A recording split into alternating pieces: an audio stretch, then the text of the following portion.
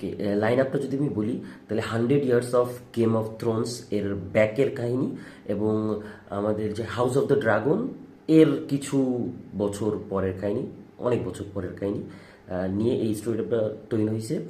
Drunken the টলের ক্যারেক্টারটা হচ্ছে, সে বেশ টল, 6 ফিটের উপরে, এবং এরকম টল নাইট সাধারণত পাওয়া যায় না। এগ, বাচ্চা এগ যে পলায় বেড়াচ্ছে আর কি, kind of.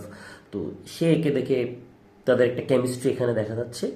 And drunken the tall মানুষটা নিজে অনেস্ট, ব্রেভ, এবং সে যে কোনো টুর্নামেন্টে যেহেতু পার্টিসিপেট করার আগ্রহ এবং ইচ্ছা রাখে, অনেক সাহসিকতা দেখায়, সব জায়গায় যায়, ট্রাই করে এবং বড় বড় যোদ্ধাদের সাথে যুদ্ধ করে, এবং এভাবেই তার দিনটা বা তার এজটা সে পার করছে। এর মাঝখানে তার এগের সাথে দেখা হয় এবং নতুন একটা জার্নি শুরু হয়, অ্যাডভেঞ্চারাস।